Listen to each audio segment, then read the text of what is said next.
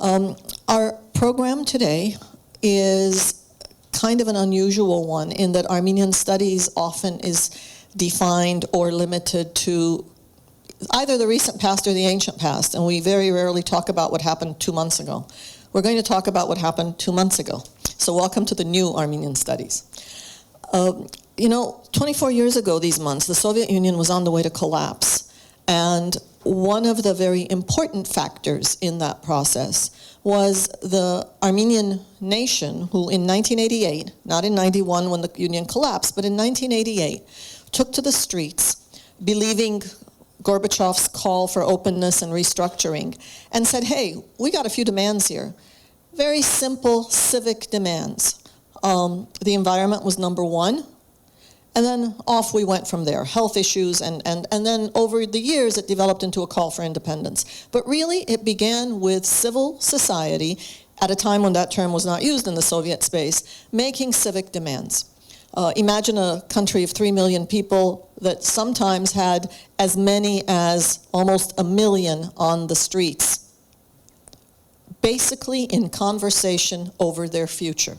Not violent protests, simple civic protests. That was 24 years ago.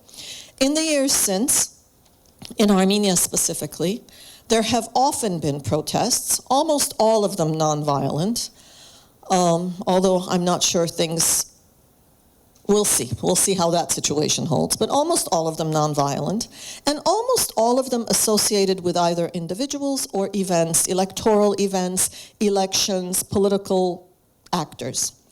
Until a couple of years ago when there was the threat of a public transport rate hike, people, especially young people who had not really lived in the Soviet years and therefore were more fearless than many others, took to the streets and said, no, income, economy, all of that is not such that we can afford this public transport hike. And not only did they protest, but they created alternatives. They created voluntary, sometimes organized, sometimes completely ad hoc, transport systems themselves. The car would stop, see the three of you on a street corner and say, hey, where are you going? I'm going this way, and people would hop in. And so society, to some extent, took the solution in their own hands. That was mildly successful in that the rate was not raised at that time in that way, but did not lead to any sort of fundamental institutional change. A few months ago, something very similar happened, but at a bigger scale, and that's what our guests are going to talk about. A few months ago, there was a proposed electricity rate hike, which of course affects everyone and everything. And again, people took to the streets, this time in a very different way, in that all generations, all walks of life, older, younger, took to the streets and said no. And the no was not just to the hike, but it was to the way in which things are done, because over these 24 years, although the form of government has changed, the nature of governance has not. It is not the responsive, transparent, predictable, democratic sort of governance that was expected and is still wanted. And so the no to the rate hike very soon was transformed into a no to this sort of governance. That we want to be a party to what is happening to us. We want to know why it's happening. We want to know what the next steps are. The nature of the protests were very different, almost festival-like. And the other thing that was very different about this one is that it finally made the international stage, in large part to the effort of our two guests. They also happen to be two of my favorite people, and Ed is quickly making that list. Karena Avedissian is a PhD in Russian studies. Her specialization is social movements in Russia. That's what her dissertation was. Babken DerGrigorian is pursuing a PhD in economic growth and development issues in Armenia. And they both live in Armenia, and both became active participants in that campaign. Not just observers, not just scholars, but also activists, scholar activists, which I think is a good thing. I don't know what their academic colleagues will sometimes say. So what they did was take civil society and give it a technical edge with hashmark Electric Yerevan that Babken created one evening, and that took off. And Al Jazeera, which most of the world thinks is not bad news, I don't know about what America thinks sometimes, Al Jazeera, Public Radio International picked up on this as a phenomenon that is worth following. And that convergence of tech and governance is what Ev Boyle does.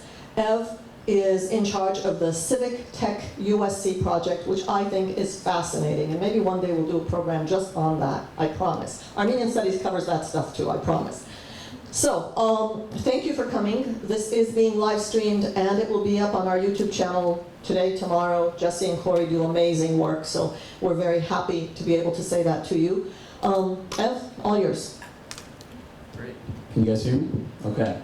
Thank you so much, Selby, for that excellent introduction. I think that gives us a lot of good context so we can kind of jump right into the middle of the story. I have a feeling this is going to go by quickly, and I want to leave time for questions because I'm sure there are going to be some good ones here. But before we dive in, I'm just curious, how many people in the audience here had heard of Electric Yerevan before they saw the flyer for this talk? Okay, so at least half, maybe more actually, for our enormous audience on the web.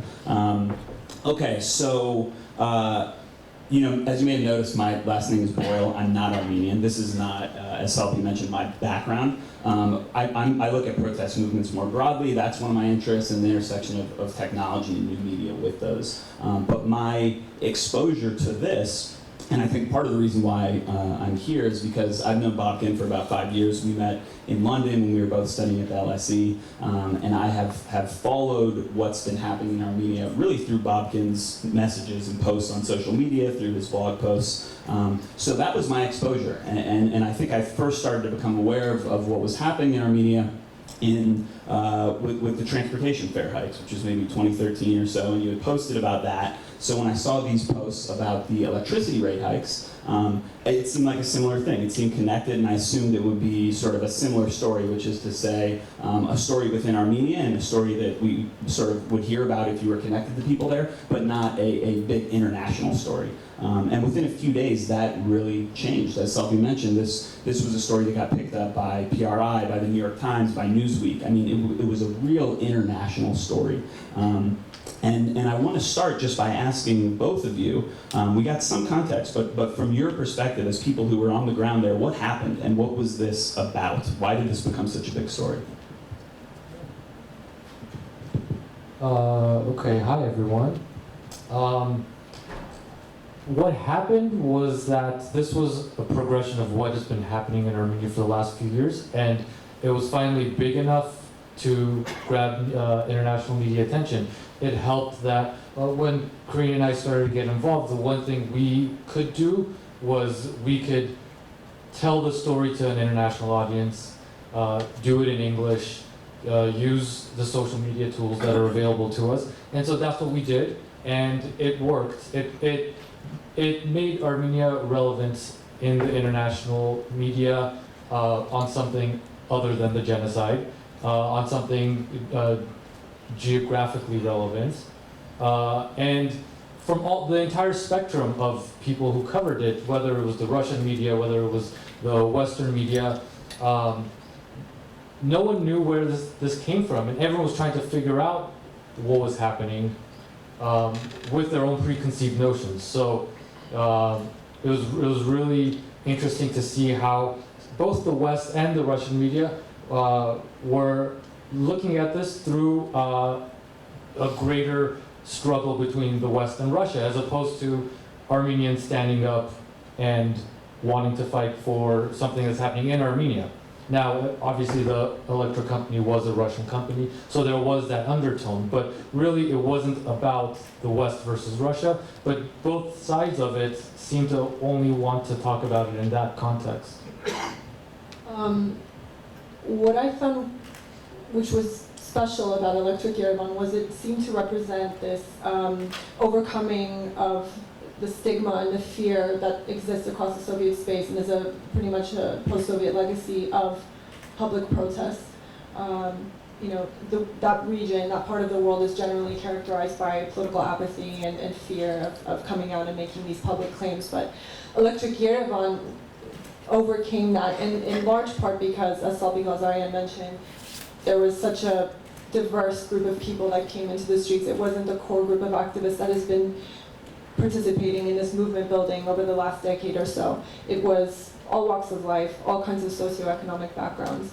So, and I think this is really what piqued the interest of the international community. This was clearly different, but it was a progression as well. I mean, it clearly struck a chord with people, and that's how you could tell it wasn't about electricity.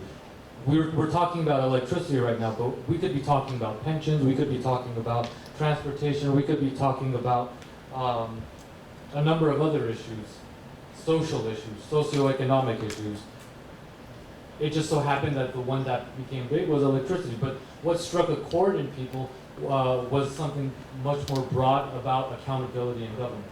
About government doing one more thing that the people had no voice in, and the successes of the previous protests in Armenia have demonstrated to people that that is how you can solve problems in Armenia. So the transport protests from a few years ago, to this day, we're still paying the original fare because of that movement.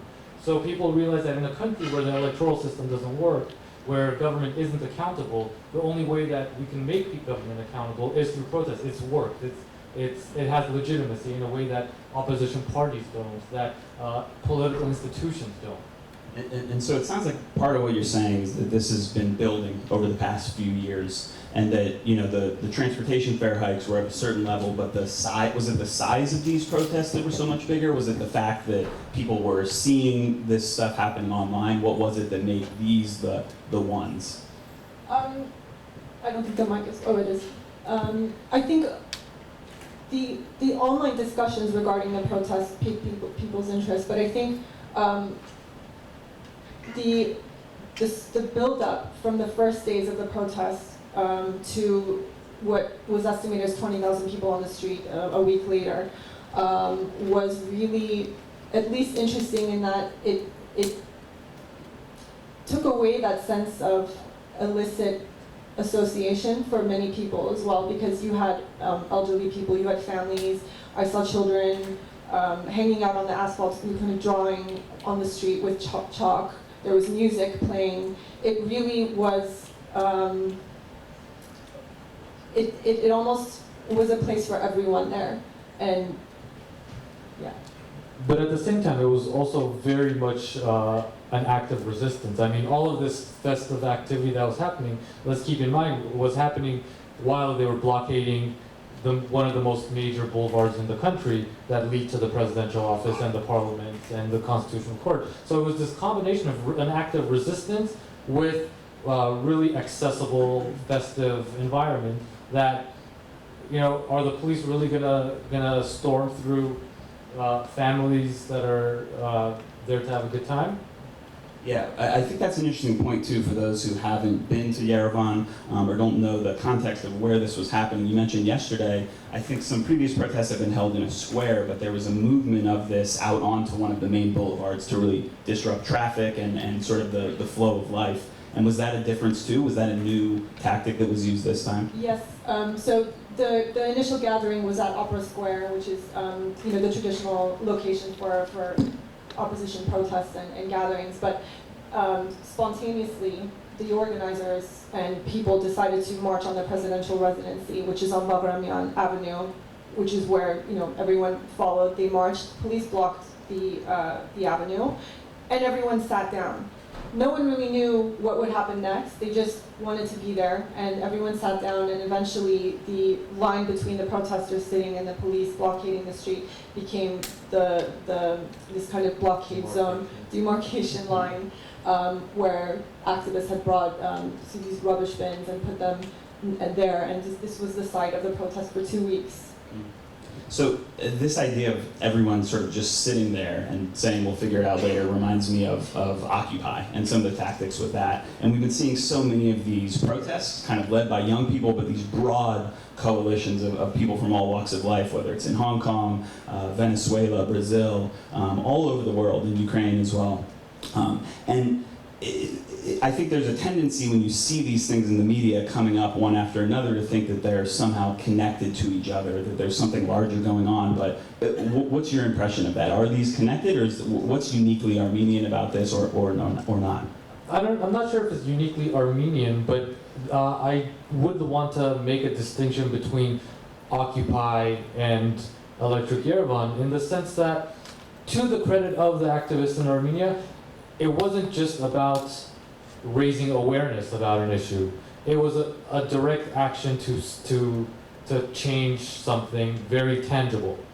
Occupy is often criticized for not having any demands, not having any goals. The Electric Yerevan protest from the beginning had very specific goals, and those goals were, at first there were only two. After the police tried to disperse everyone with the water cans, it became three, and then they were: one, a halting of the fare hike; two, an audit of the electric company; and three, after the police came in, the police that had actually broken the law and detained journalists and detained all the activists to be held accountable in a court of law. So those were very specific, tangible demands that started from the beginning and were there the whole way through. So there is that distinction between the criticism that Occupy has doesn't fit in Electric Yerevan.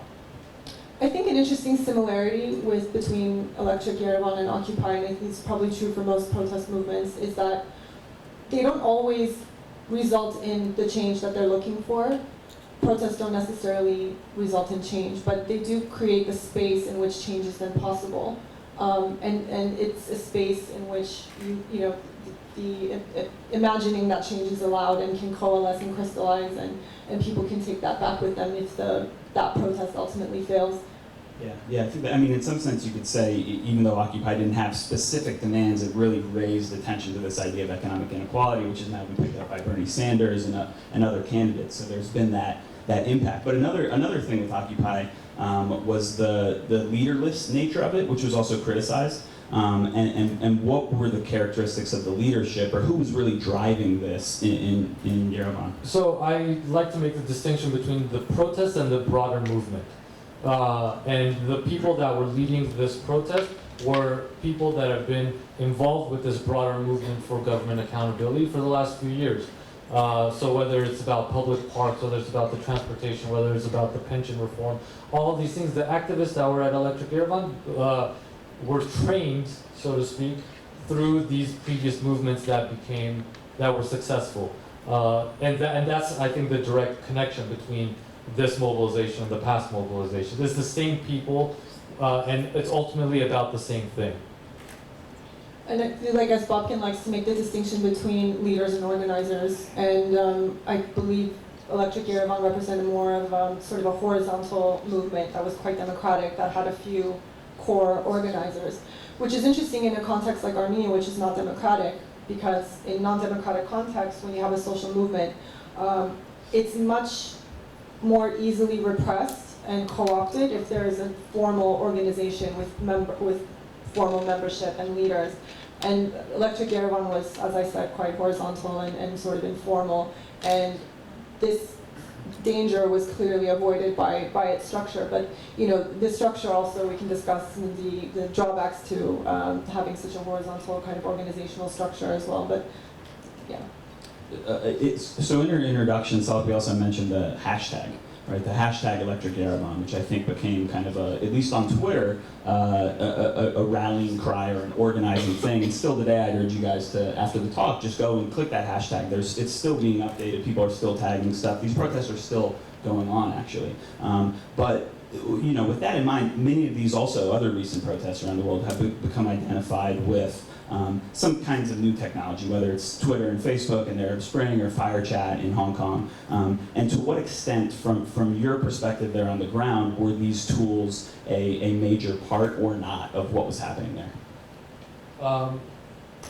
They're very important, but I don't want to overemphasize the importance, because it's not, the technology doesn't determine the protest. The technology merely enables something that already exists in society. If that didn't exist in society, you could throw all the technology at it that you want. You're not going to get anything. So the sentiment already exists. In Armenia, what's interesting, and this started not with the Electric Yerevan protest, but with previous protests, was Facebook and the use of the Armenian language in internal organizing on Facebook. And by internal, I mean sort of, I guess, speaking to a domestic audience, speaking to local activists, organizing local participants. That has been, Facebook has been a really big driver of that in Armenia. What was different about Electric Yerevan was the addition of Twitter and this hashtag and really the English language being used.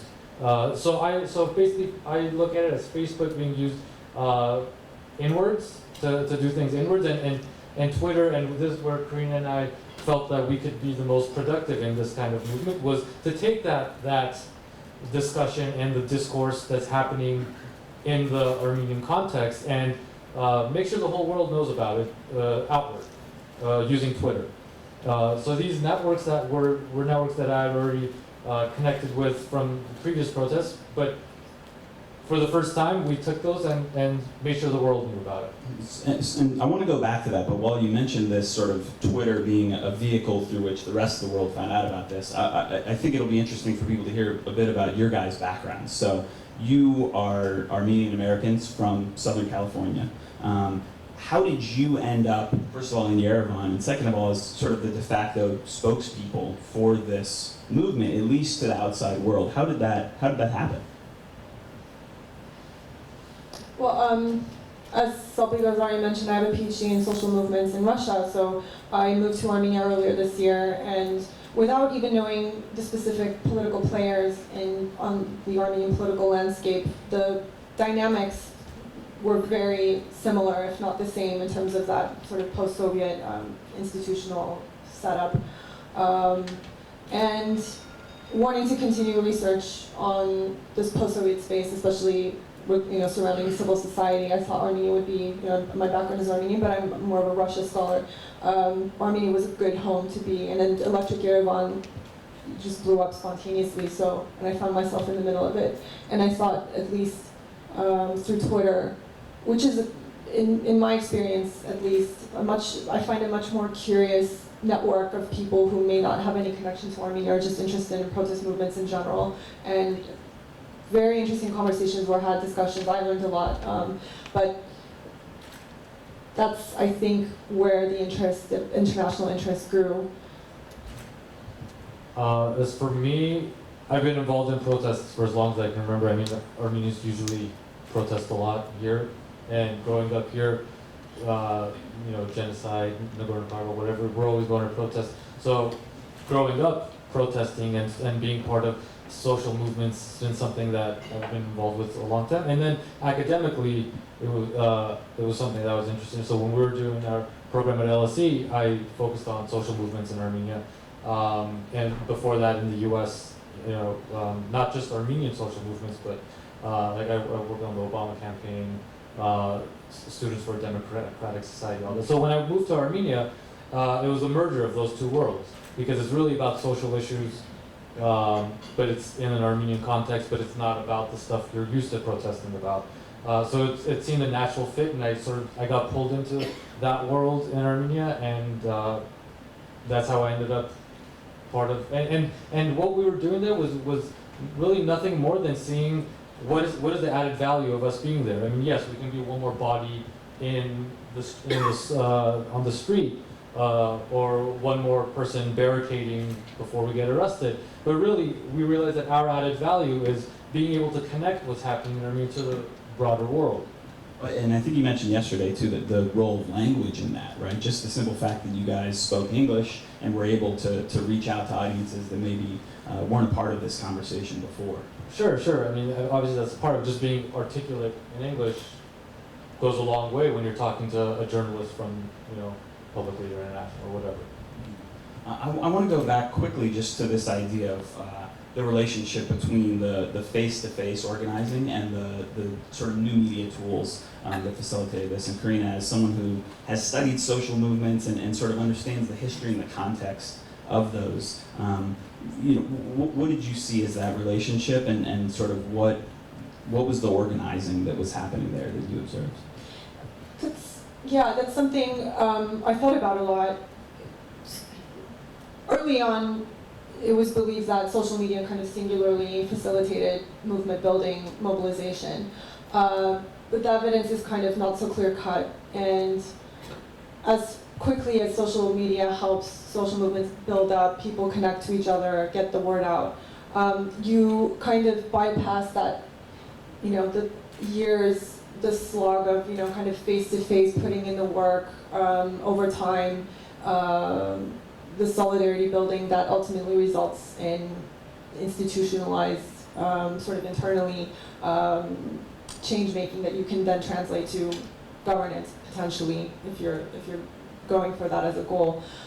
But the other thing, that's the thing, you don't know where face-to-face interaction should then be translated to online organizing, and this is kind of an ongoing question. But the interesting thing is that political elites in Armenia and across the world haven't yet figured out how to translate their political structures into the virtual world. So that kind of crisis for them is a good thing for social movements, because that allows for the space to then enact action. But the traditional forms of disrupting and challenging governance or the authorities, like strikes or sit-ins, that's obviously not what happens when you do online movement building. But that's just an ongoing question, and Electric Yerevan was both. It represented both. There was a lot of offline, and Bob can kind of add to that as well, because it wasn't just social media. It was like mobile phones, people texting each other, telling each other when someone was detained or what was going on. Armenia is really unique in a certain sense, not in like an exceptionally unique thing, but it's just unique in terms of its governance, because traditional or formal institutions of government accountability do not work. Elections are broken. That system is broken. But on the other hand, Armenia is not, like Azerbaijan. If you're protesting, you're not going to be dragged off to jail for the next 8 years. So it's interesting to study. Armenia's an interesting case study in what happens when you've got relative freedom to at least protest, combined with a complete breakdown or a lack of formal government accountability structures. And what you see is, and this is what I was alluding to earlier, the protests and mobilizing has become legitimized in Armenia in the sense that it has proven itself to actually change policy, whereas the formal structures have not changed policy. Yeah, I think that's a really interesting distinction too between places like Armenia and somewhere like Azerbaijan, or even this country in some ways, where people really have come to fear the police, and where police are highly weaponized. There were water cannons used in Yerevan in the early days of this, I know, and that was one of the things that really shot it into the public consciousness. But it's extraordinary as I've watched you and the pictures you post. I mean, you've been arrested a number of times. And you have there's these pictures where the police are sort of pulling you in different directions, and you're yelling at them. I think this is public on your Facebook page. But that was surprising to me to see. Wow, I mean, Babken is like fighting with the police sometimes. I mean, not in a punching and kicking, but it's a tug of war, and if you win that tug of war, you don't get dragged off to jail that day, which is kind of extraordinary. No, absolutely. I mean, in America, the police scare the hell out of me. I won't get anywhere near them. And in Armenia, you can still negotiate with a policeman in Armenia. You can still appeal to his humanity. He'll feel sorry for you. Or if nothing else, his nationalism. And there's some really funny, memes on the internet of where the police form these lines to sort of bust through people who are in their own line, they're doing this like jumping march. Oh, yeah. And then people make memes of them with different dance music and stuff.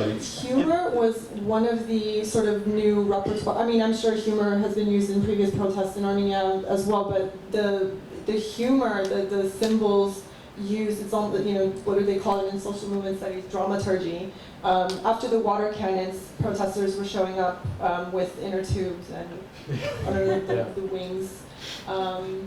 It was a way to enliven protest that just made it so much more accessible to a broader audience and energized.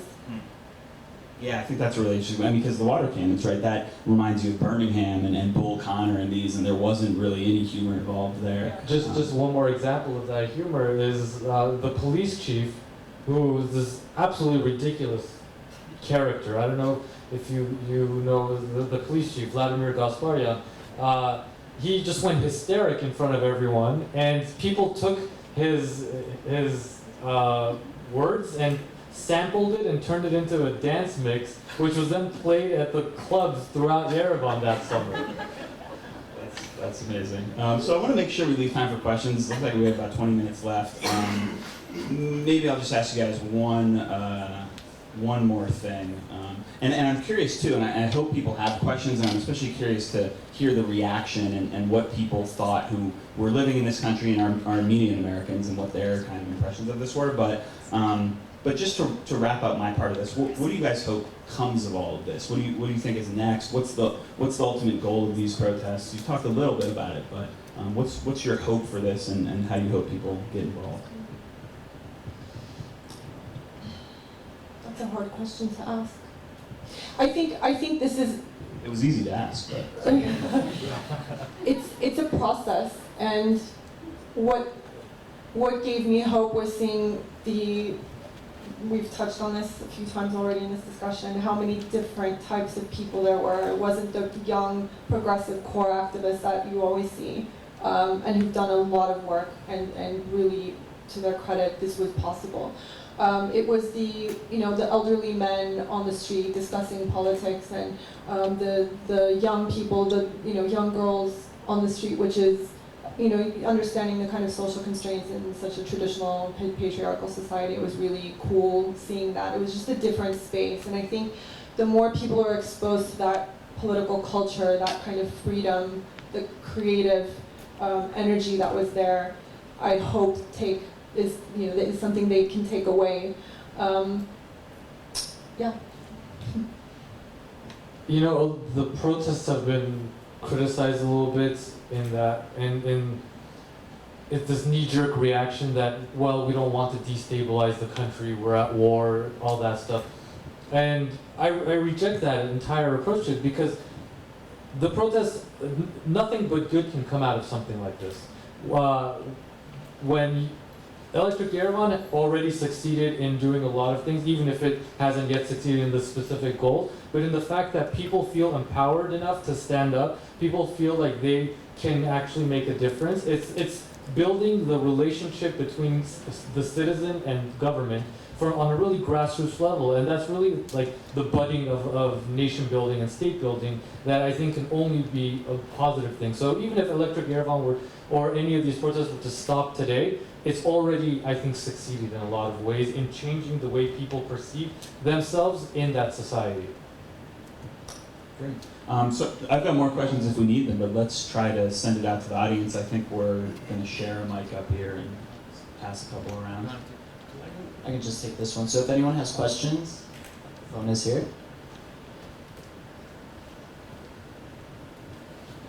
Thanks, you guys, for coming. Really inspiring stuff. I'm kind of curious. The first kind of things I heard about protesting in Armenia had to do with the last elections, sort of the Avedissian protest. I was curious. You were talking about horizontally kind of protesting and the difference there. Is that a big distinction when it comes to election protests as opposed to like a plank protest, or are these two similar? Were these movements similar? Kind of contrast those maybe. Yeah, just for background, there were presidential elections when 2013, that's right. And an opposition candidate, Rafi Hovhannisyan, became hugely popular. There were protests against the electoral results that he led. And these protests ultimately died down and dissipated. The dissimilarities, I mean, Rafi Hovhannisyan was the candidate that lost, that was, basically challenging the electoral results. So he was the leader. He was a clear leader, and as far as maybe Babken is better placed to answer this question, but I believe it was much easier to crack down and stop the protest based on the fact that he had a direct line to the authorities. We don't know what conversations happened. And this is something that the people themselves were not involved in these discussions, which is very different from Electric Yerevan, where everyone was free to participate in decision making and deciding what to do. So they were very different in that way. there's a very interesting contrast between what happened with Raphael Avedissian and what happened with Electric Yerevan, because the last Raphael Avedissian protest ended in exactly the same place, the same physical space that Electric Yerevan was at, which was people tried to march up to the presidential palace and it was blocked off in exactly the same place, and for a few hours that street was blocked off. But what happened afterwards shows you the difference between the two different styles of organizing.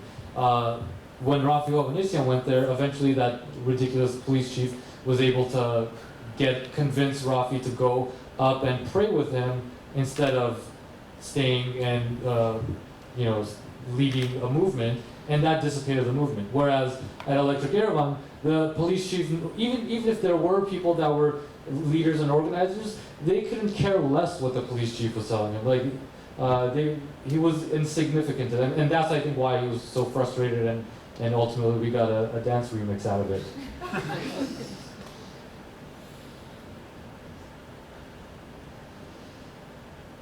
Any other questions?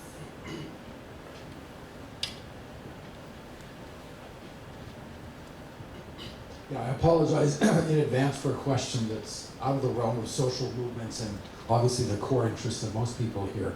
But I'm just curious.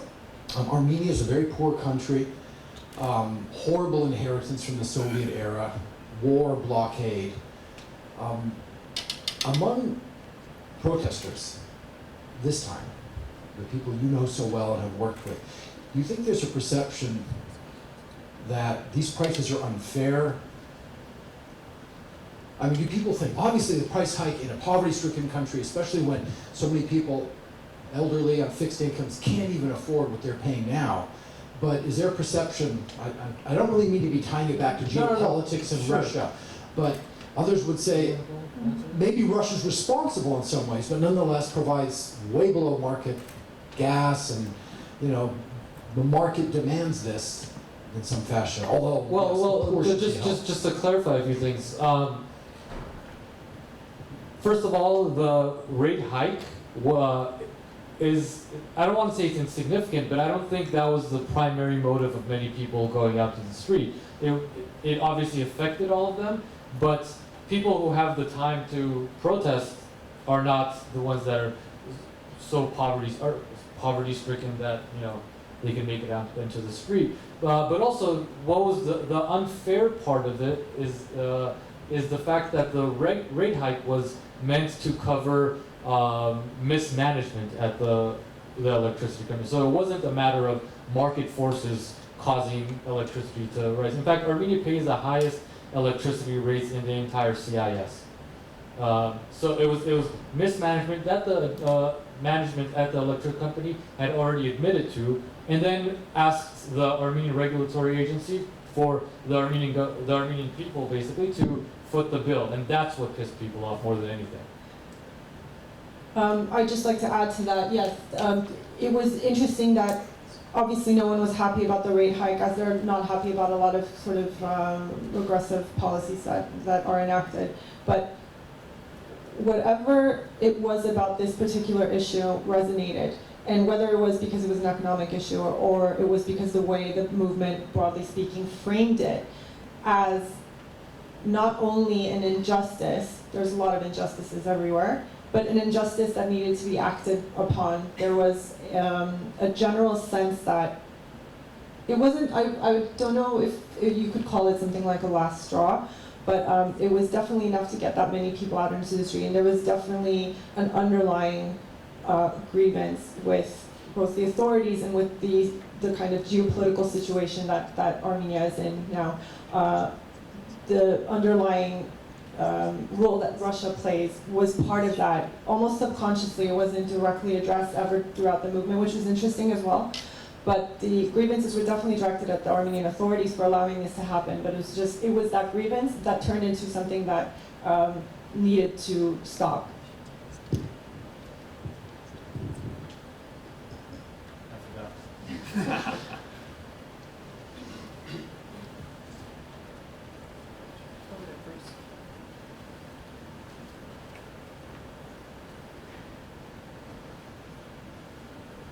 Thank you for that. My question, I know that it's hashtag Electric Yerevan. It was based out of Yerevan, but I want to know if you know the reactions in places outside of Yerevan within Armenia. Like, did people come from Gyumri to Yerevan or like other villages to Yerevan? They did. People came from Gyumri to Yerevan. There were protests in Gyumri and Vanadzor as well. There was word that there was going to be something organized in Syunik in the south, but I don't think anything happened. I don't think anything can happen there. But yeah, it wasn't Yerevan based. So the hashtag was. I mean, at the time it was just happening in Yerevan, but it grew from then. Yeah. And actually, that was one of the not regrets, but after we were talking about the hashtag, we're like, well, maybe it should have been Electric Armenia. But what was interesting is if you go through it, you start to see Electric Gyumri, Electric Vanadzor. I'm not sure how much of that ended up on Twitter because that was, again, more of the domestic audience. But I'm sure if you go on Facebook and looked up Electric Gyumri, Electric Vanadzor, or just even Electric Armenia, it did start to grow into that. So yeah. Karena, you just made the distinction between organizers and leaders. I was an early supporter of Occupy Wall Street and went in bed with them for 16 weeks and tried to rebrand Occupy Wall Street, unify Main Street, and take it to the Central Valley of Virginia, small town Americana. And there was no visible structure. It was not transparent. After the fact, when it all fell apart, I met David Graeber, who was part of the Adbusters group, and he was on the trail selling his book, taking credit for being one of the early non-leaders, benefiting in our free market, regulated free market economy by selling books tied to a major publisher. I'm sure he made some bank on this. I was in Yerevan from the 15th of August to the 13th of September. And I think it was the third day of September, I was walking out of the Action Gym, right at the apex of the Presidential Palace and the American University, Armenia, and there are about 1,200 millennials and some number of parents ready to protest again, and the police were lined up. I started asking the young millennials, do you speak English? Che, push.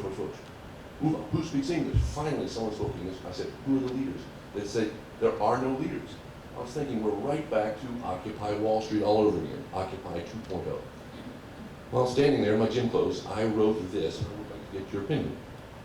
Occupy Wall Street and all other related leaderless movements like Electric Yerevan simply elevate adolescent narcissism to the level of group entertainment, like a football match, by inverting the paradigm of spectacle, by shifting the focus from the players on the field to the crowd in the stands. It is a perverted restructuring of the entertainment event for the sole gratification of the observer in the stands, who under normal circumstances would lack the courage to draw attention to oneself without the cover of a crowd. Are you a leader or are you an organizer, Babken? I'm an organizer.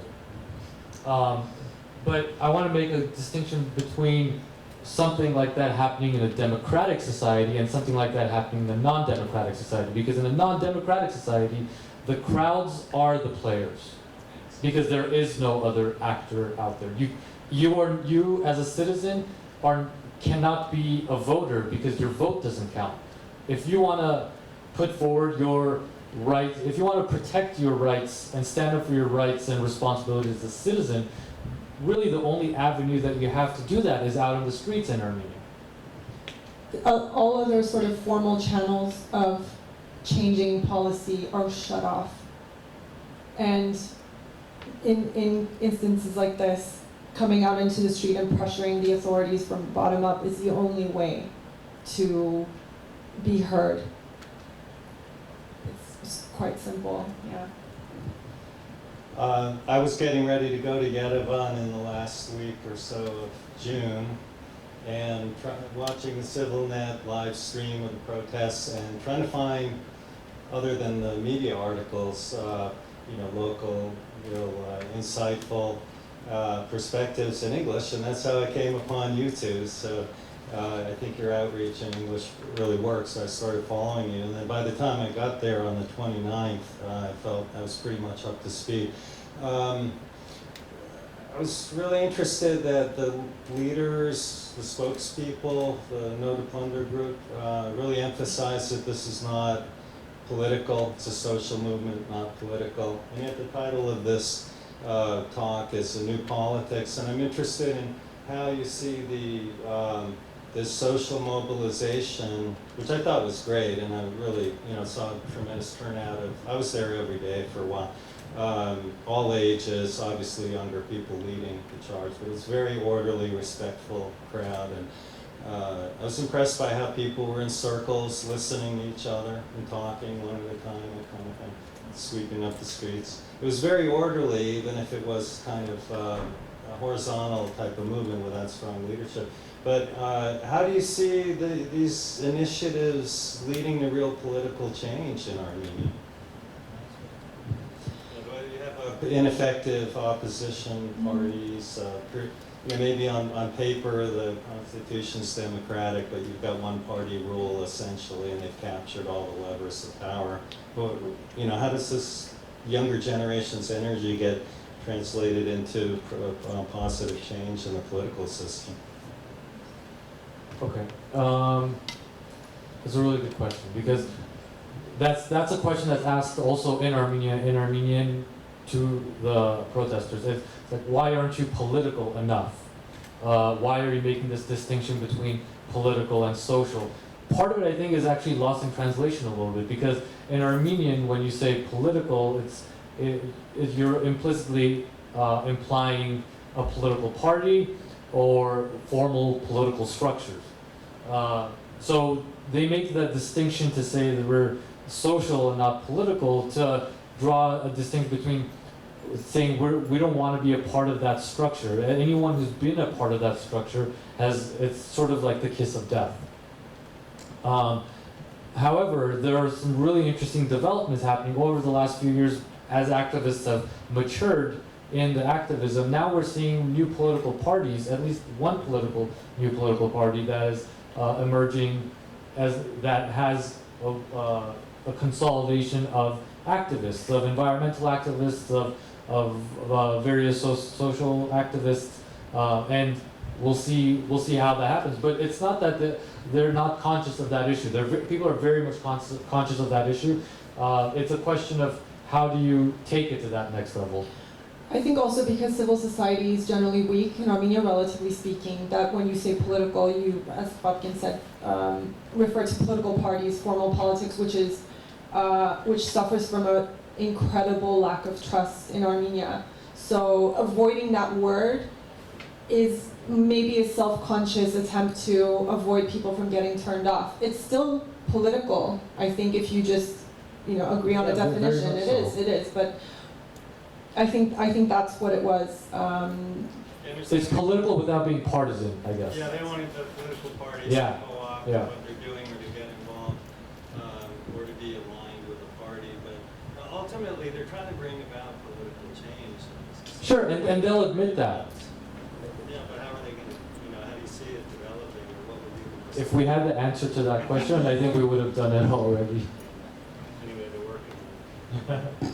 So I think that's all the time we have. I want to thank Salpi and Silva and Susanna, Triple S as I call them, for putting this on, and everyone else at the Institute. And it's a really important conversation. Thank you all for showing up, and I'll give Salpi the last